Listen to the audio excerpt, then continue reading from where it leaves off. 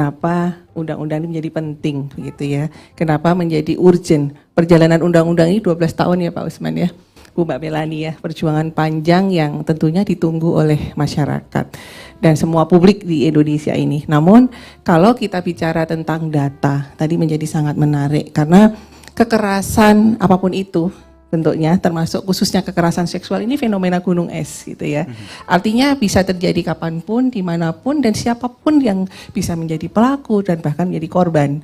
Dan korban terbesar dari data statistik yang kami himpun itulah perempuan dan anak. Kalau berhitung usia 15 sampai 64 tahun, ini yang menjadi korban kekerasan seksual berdasarkan survei tadi, kalau itu adalah 26,1, artinya ya sekitar 24 juta perempuan yang mengalami kekerasan. Karena apa? Apakah tidak cukup ada undang-undang yang lainnya? Sudah ada undang PKDRT, ada undang-undang tentang pemberantasan tindak pidana perdagangan orang, ada undang-undang pornografi, ada undang-undang sistem peradilan pidana anak, ternyata belum menjangkau ke isu kekerasan seksual ini. Akhirnya keluarlah undang-undang yang tadi perjalanannya, undang-undang ini awalnya adalah undang-undang penghapusan kekerasan seksual. Ya. Tapi karena pertimbangan ini adalah extraordinary, ini sudah kejahatan yang serius, akhirnya menjadi undang-undang tindak pidana kekerasan seksual. Kesadaran masing-masing individu, terutama korban itu menjadi sangat penting ya. Karena memang undang-undang ini kalau kita mencermati pasal per pasalnya itu sangat jelas. Tadi sampaikan Pak Dirjen.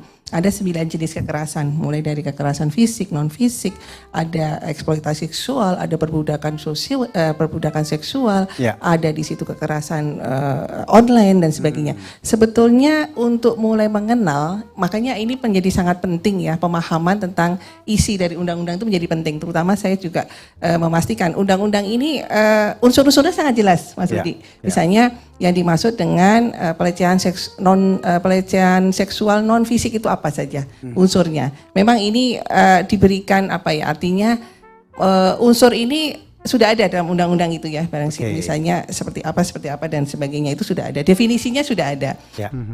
Pelecehan seksual itu kan ada macam-macam, ada pelecehan seksual secara fisik, ada non fisik, kemudian ada pemaksaan kontrasepsi, pemaksaan pernikahan, pemaksaan sterilisasi, ada juga berbicara tentang eksploitasi seksual, kemudian kita berbicara berbasis online, bahkan di luar itu semua juga ada berbicara tentang pornografi, pencabulan terhadap anak, dan itu sangat banyak. Sekarang ini masih dominasi pandangan masyarakat ya, nilai, dogma yang berkembang di masyarakat. Artinya budaya, kita tidak menyalahkan ya ketika budaya patriarki yang masih berkembang sangat kental di masyarakat kita, ini luar biasa ketika bagaimana hubungan atau terjadi misalnya hubungan antara laki-laki dan perempuan, kemudian bagaimana memastikan korban-korban kekerasan itu untuk berani bicara, untuk speak up, itu ternyata nggak mudah karena masyarakat masih mengonstruksikan ini hal yang tabu loh untuk lapor, padahal sudah mengalami bertahun-tahun kasus kekerasan dipendam, kemudian tidak tersampaikan, tidak berani bicara. Ini ada sebuah nilai kalau lapor nanti tabu, tidak hanya tabu untuk dirinya sendiri sebagai korban, tapi keluarganya akan kena, masyarakat sekelilingnya akan juga terstigma. Artinya apa? Ketika kita bicara juga kekerasan seksual, yang terjadi ini adalah persoalan relasi kuasa, subordinat. Masih menempatkan perempuan itu ya kalau sudah korban, ya sudah itu sebuah hal yang biasa lah, nggak usah lapor, toh nanti juga akan selesai begitu ya. Makanya undang-undang ini juga luar biasa Pak Rudi, karena undang-undang ini memastikan tidak ada loh yang namanya restoratif justice. Kenapa begitu? Ya karena tadi budaya patriarki kita, kemudian juga literasi yang kurang dari para laki-laki misalnya begitu ya. Puluh-puluh tahun itu yang namanya budaya patriarki itu sudah tertanam di otak kita, baik laki-laki maupun perempuan. Ya bahkan misalnya begini, saya pernah meneliti surat-surat Kartini, habis gelap terbit terang itu untuk keperluan S3 saya waktu itu ya. Jadi bahkan Kartini pun ya memposisikan, ini mohon maaf nih kaitan dengan agama ya, memposisikan Tuhan itu maskulin. media itu nggak cuman kayak media tapi media sosial. Ya. Kadang-kadang tuh ngasih ide, bener nggak? Bikin orang jadi tambah ngide. Gimana ya? Yang harus bahasa yang harus direm itu juga kontrol kepada siapa ngeposting apa, sinetron, apapun itu, karena itu memberikan ide kadang.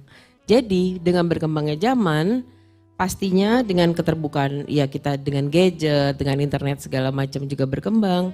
Ya makin banyak lah cara kekerasan seksual. Kalau dulu mungkin kekerasan seksual ya kita tahu lah standar gitu. Iya. Ya sekarang ya berkembang juga gitu. Nah, karena sebagian otak kita masih di kekerasan seksual adalah pada saat gue mengalami A. Iya. Dengan perkembangan yang ada sekarang, cyber kekerasan seksual atau Ya. kayak gitu kita anggap tuh bukan kekerasan seksual gitu.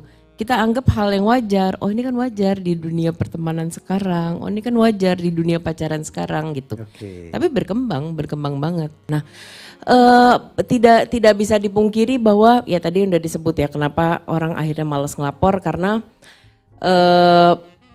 stigma, dogma apapun itulah. Kadang-kadang kita yang mengalami malah kita yang dipermalukan. Kita yang menjadi, ya balik lagi media deh kita ngomong paling standarnya. Iya. Berapa sering sih kita ngeliat media menulis nama korban tapi pelaku dibuat inisial. Ya dong, itu kebalik banget kan sebetulnya. Kita selalu tahu nama korban lengkap dengan muka-mukanya, dia diwawancara sampai rumah-rumahnya kita tahu. Tapi pelakunya inisial. Itu udah benar-benar salah gitu. Kita terus melakukan koordinasi karena dalam konteks untuk pencegahan, penanganan, pemulihan, penegakan hukum itu yang menjadi esensi Baik. dari undang-undang ini.